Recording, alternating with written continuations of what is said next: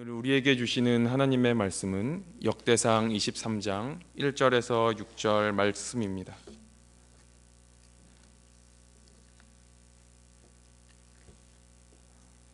구약 성경 644페이지 역대상 23장 1절에서 6절 말씀입니다.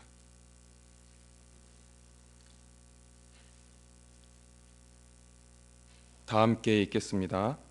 다윗이 나이가 많아 늙음에 아들 솔로몬을 이스라엘 왕으로 삼고 이스라엘 모든 방백과 제사장과 레위 사람을 모았더라. 레위 사람은 30세 이상으로 계수하니 모든 남자의 수가 3만 8천 명인데 그 중에 2만 4천 명은 여호와의 성전의 일을 보살피는 자요 6천 명은 간원과 재판관이요 4천 명은 문지기요 4천 명은 그가 여호와께 찬송을 드리기 위하여 만든 악기로 찬송하는 자들이라. 다윗이 레위의 아들들을 게르손과 그핫과 무라리에 따라 각 반으로 나누었더라. 아멘. 다윗은 성전 건축에 대한 지대한 관심 못지않게 건축된 성전 내에서 드려질 하나님께 대한 경배에도 많은 관심을 가지고 있었습니다. 바로 그러한 다윗의 왕의 관심은 역대상 23장 1절에서부터 26장 32절에 걸쳐 이를 위한 실제적인 준비의 행동들이 잘 나타나 있습니다. 다윗은 성전에서 봉사할 레위인들을 체계적으로 구분하고 그들의 역할을 구체적으로 분담함으로써 여호와에 대한 경배가 후대까지 계속 이어질 수 있도록 조처했던 것입니다. 4절을 보시면 다윗은 2만 4천 명의 레위인들로는 여호와의 성전 일을 보살피게 하고 6천 명의 레위인들로는 간원과 재판관으로 삼았다고 말씀하고 있습니다. 여기서 소개되는 6천 명의 레위인들은 성전 안에 남아서 반차를 따라 섬기는 레위인들이 아니었습니다. 그들은 모세 당시 레위인들에게 주어진 48성읍에 각각 흩어져 살면서 각 성읍 내에서 행정적인 역할을 담당하거나 백성들로 하여금 하나님의 말씀을 가르치고 신앙적인 문제와 바른 판단을 내려주는 역할을 감당하였습니다. 레위인들에게 이러한 직무는 백성들로 하여금 단지 성전 내에서 제사를 드릴 때만 하나님을 찾고 그 외 일상생활에서는 하나님과 무관한 삶을 살지 않도록 하기 위한 조치였던 것입니다. 즉 레위인들의 역할은 예배와 삶이 서로 이질적인 것이나 분리된 것이 아니라 하나로 연결되어 있다는 것을 말씀해 주고 있는 것입니다. 그리고 오늘 말씀의 내용은 주일에 하나님께 예배를 드리고 6일 동안 세상에서 살아갈 우리들과도 관련해서 아주 중요한 말씀을 해주고 있는 것입니다. 오늘날 하나님을 믿는 백성들 가운데에는 주일 교회에 나와 하나님의 이름을 부르짖으며 또한 거룩한 모양으로 예배를 드리지만 교회 문 밖을 나온 이후에는 자신이 드렸던 예배와는 무관한 삶을 살아가는 사람들을 우리는 볼 수 있습니다. 성도 여러분, 이것을 꼭 기억하시기를 바랍니다. 예배는 삶과 결코 분리된 것이 아닙니다. 왜냐하면 성도들의 삶은 그 자체가 예배여야 하기 때문입니다. 주일 예배 시간에만 하나님이 우리와 함께 하시는 것이 아닙니다. 우리가 살아가는 이 삶 가운데서도 하나님은 우리와 함께 계십니다. 주일에 드려지는 예배 현장은 우리가 살아가는 구체적인 삶의 현장과 연결되어 있습니다. 즉 이 말은 주일 교회에서 드리는 예배의 삶이 우리의 삶과 별개가 아니라 하나로 이어진다는 것입니다. 성도 여러분, 오늘 말씀에서 레위인들 절대 다수를 하나님께서 제사를 드리는 일에 배정하였음을 우리는 볼 수 있습니다. 이것은 레위인에게 있어 가장 중대하고 기본적인 임무가 바로 하나님께 제사 드리는 것, 즉 하나님께 예배하는 일이었음을 말씀해주고 있는 것입니다. 오늘을 살아가고 있는 우리에게도 마찬가지입니다. 오늘날 하나님의 백성인 우리들에게도 살아가면서 여러 가지 중요한 일이 있을 것입니다. 하지만 그 어떠한 일도 하나님께 예배드리는 일보다 앞설 수는 없습니다. 왜냐하면 하나님께서 우리를 부르신 목적이 우리들로부터 예배를 받으시기 위함이기 때문입니다. 그러므로 사랑하는 성도 여러분, 하나님께서는 주일날 공적인 예배뿐만 아니라 우리의 삶을 통해 하나님이 영광이 드러나시기를 바라고 계십니다. 이 사실을 기억하시며 주일 예배, 그리고 우리가 살아가는 세상 속에서의 모든 시간과 모든 영역을 하나님께서 기뻐하시는 산제사, 산예배를 드리심으로 우리의 예배를 통해 하나님의 이름이 영화롭게 되는 우리 모두가 되시기를 주님의 이름으로 간절히 바랍니다. 6절 말씀을 보겠습니다.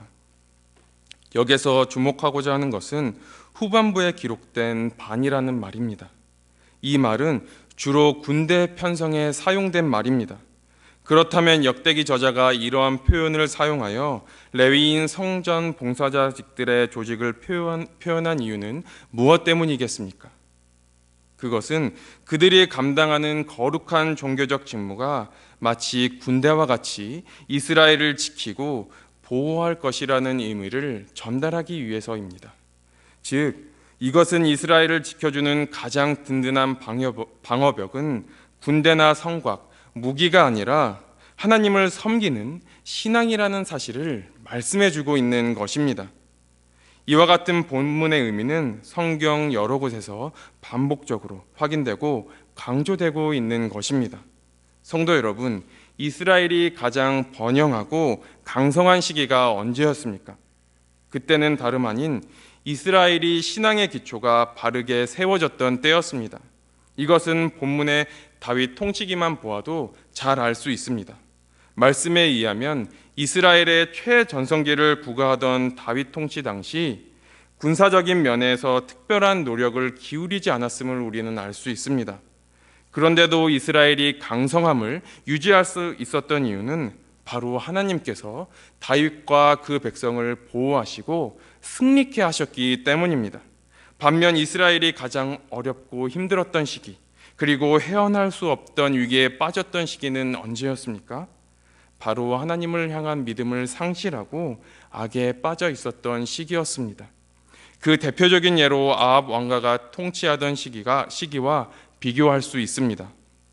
당시 아합은 시돈의 왕 엣바알의 딸 이세벨과 정략 결혼을 하는 등 외교적인 노력을 통해 나라의 안전을 도모하였습니다.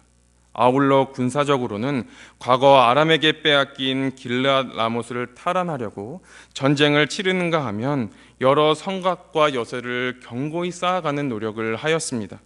그러나 아합 통치 당시 이스라엘은 외적으로는 수시로 아람의 침략을 받았으며 내적으로는 3년 반 동안 우로가 내리지 않아 평안할 날이 없었습니다.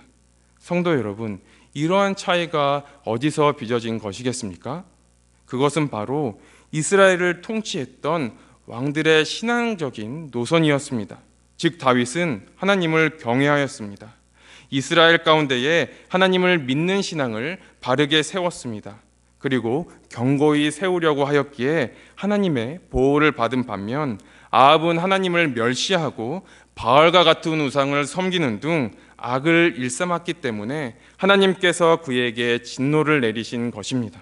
성도 여러분, 아무리 사람이 커다란 성을 세우고 온갖 수단과 방법을 동원하여 자신을 보호하려고 한다 해도 하나님을 경외하지 않는다면 그것은 허탄한 노력에 불과하지 않습니다.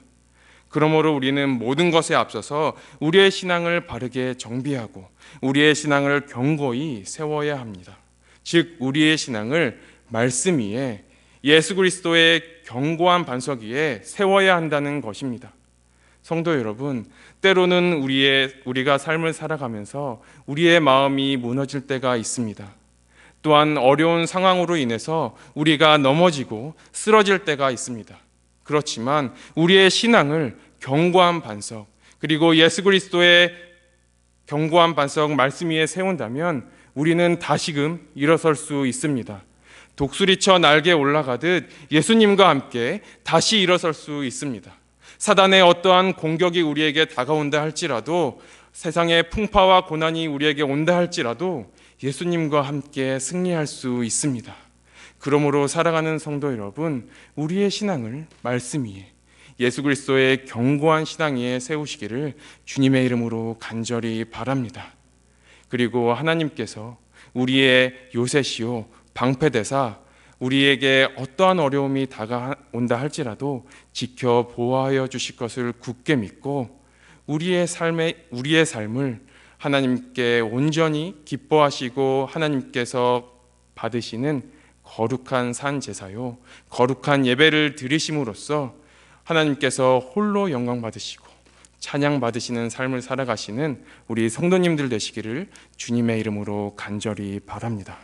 기도하겠습니다. 살아계신 하나님 아버지, 우리의 신앙을 말씀 위에 견고한 예수 그리스도의 반석 위에 세우기를 원합니다.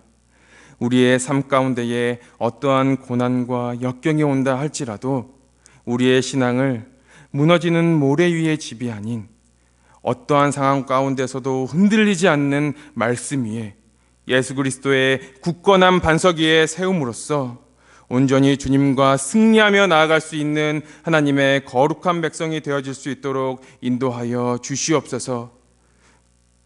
그리고 우리의 이 굳건한 말씀 위에 세워진 신앙, 또한 예수 그리스도에 세워진 굳건한 우리의 신앙이 다음 세대들에게 본받을 수 있는 신앙이 되어 우리 다음 세대들 또한 말씀 위에 신앙이 굳게 세워지고 예수 그리스도의 신앙 위에 굳게 세워져서 어떠한 세상의 어려움 가운데서도 승리하며 어떠한 어려움 가운데서도 우리 아이들이 넘어지거나 흔들리지 아니하고 온전히 주님과 함께 승리하며 나아가는 다음 세대들이 되어질 수 있도록 주님 인도하여 주시고 함께하여 주시옵소서. 주님, 또한 우리의 삶의 예배가 주일 예배와 분리된 것이 아닌 하나됨을 고백하며 나아갑니다. 우리의 삶의 예배를 통해서 주님 찬양 받으시고 또한 우리를 부르신 목적이 우리의 예배를 통해 온전히 하나님께서 영광 받으심을 우리가 기억하고 잊지 아니하고 우리의 삶을 통해 온전히 주님 홀로 영광 받으시고 찬양 받아 주시옵소서. 모든 것 주님께 맡겨드리며 우리의 생명 되시고 우리의 구원자 되신 살아계신 예수님의 이름으로 간절히 기도합니다. 아멘.